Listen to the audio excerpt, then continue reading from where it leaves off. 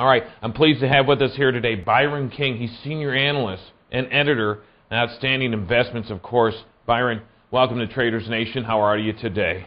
Great. It's great to be with you. Thanks. Good, good. Listen, oil above $96. Everybody's looking at that psychological $100 mark. What's going on with oil here today? Hey, there's just more people buying it than there are selling it. That's because we pretty much hit the world peak in terms of production. I mean, we're drawn down off of inventories, and there's just so many problems in the oil patches of the world. Wherever you look, production is declining for either geological reasons, political reasons, technical reasons, weather reasons, you name it, reasons. Right. No, we're maxed out, man. Yeah, what happened here? I mean, it's the second week in a row, the U.S. Energy Information Administration admin reported a sharp, unexpected drop in oil inventories. I mean, oil is watched so closely. How could this be so unexpected for this to happen and to be reported like this? Well, I don't know what's going through their heads. I mean, eventually, when the unexpected happens again and again and again, it's got to become the expected. But you think? You would think, wouldn't you? But there are problems in every producing oil patch. I mean, Venezuela's producing and exporting less than they say because they've got technical reasons. Mexico's got their technical issues. I mean, there's civil war in Nigeria. Yeah. There's a little bit more sabotage than usual in Iraq. I mean, there's like 300,000 barrels a day that just go plain missing in Iraq. I mean, we just don't know where they are.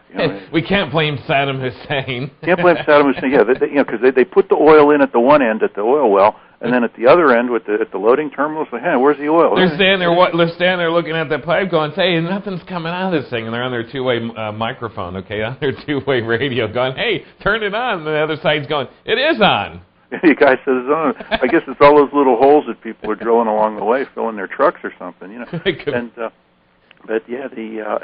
North Sea is in terrible decline. I mean, so it's things like that, and OPEC says, as of November 1st, as of yesterday, OPEC said, well, we're exporting another 500,000 barrels a day, from our production quotas, and but that oil, that's not there. Oh, you want to have a really good story? This is a good one. You'll like this.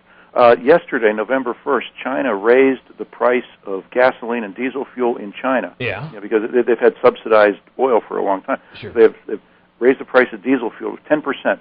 Well, what happens? Well, all of a sudden, all the Chinese refiners go out and they buy more oil. They're bidding up oil because under the controlled prices, the refiners weren't making any money, right? And they couldn't sell it for enough. So now that they can make a little bit more money, they're buying more oil. So the impact of raising the price of gasoline and diesel fuel in China was that the price of oil went up because more Chinese refiners are out bidding up the price of oil on the world market. That's right, bidding it up. All right, so that's interesting. We're seeing that. Boy, those Chinese. You think they'll get it together? I mean, you would think that the supply and demand. Somebody needs to send them a memo on supply and demand, if you ask me. Okay, crude oil. I mean, we're looking at reaching inflationary prices, adjusted highs we haven't seen since the early 1980s. Your thoughts? Yeah. Back in the days of disco and John Travolta, man. It's really something.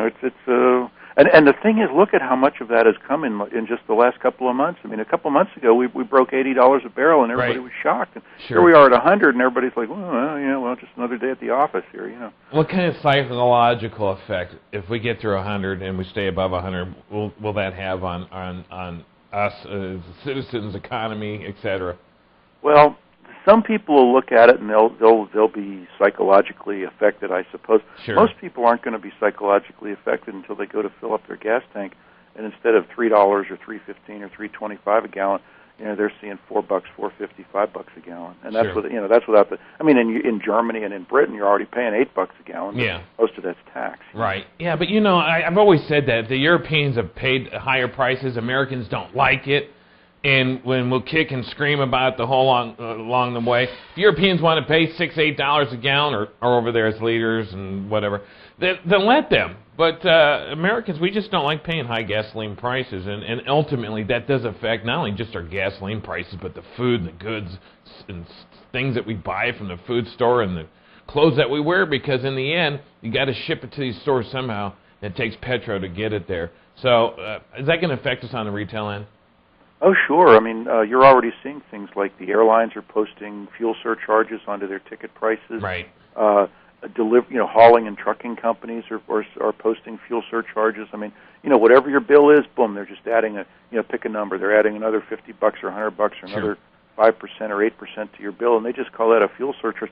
A lot of those things, those are sticky too. I mean, because even if the price of fuel does decline a few pennies here and there, but sometimes those trucking companies, they like the ability to add that extra 8 or 10, 12% to the bills. And, it's a fuel. Sure. Sometimes they're worse in Congress because once it's on there and the customers are used to paying for it, then the pain is already in the past behind them. So they're going to keep it on there. Absolutely right, because that's going to help their bottom line. And you see it in entertainment or dining out. I mean, in the olden days when you went to a restaurant, did you ever see a $30 entree? No. I mean, but now it's kind of like, oh, look, this entree is only $26. You think that's a bargain now, and everything else is $30 on the menu. Right. In the olden days, you'd have thought you were dining at the Ritz or something. It's something. That's exactly. All right, that's interesting. I want to backpedal. We got about a minute left. Sure. Backpedal to the shortage, and I guess Cushing, Oklahoma, is really the focal point on watching the oil terminals. Your thoughts on that? I think that we are drawing down inventories. Oil imports are becoming harder to obtain. There's less being exported from countries in the world that are traditional exporters because their production is declining and their domestic consumption is increasing. All right. And so there's less out there, and we're bidding up the price of oil to allocate the scarce amount that's there. No end to it. Byron King, of course, where can we find you at? What's your website?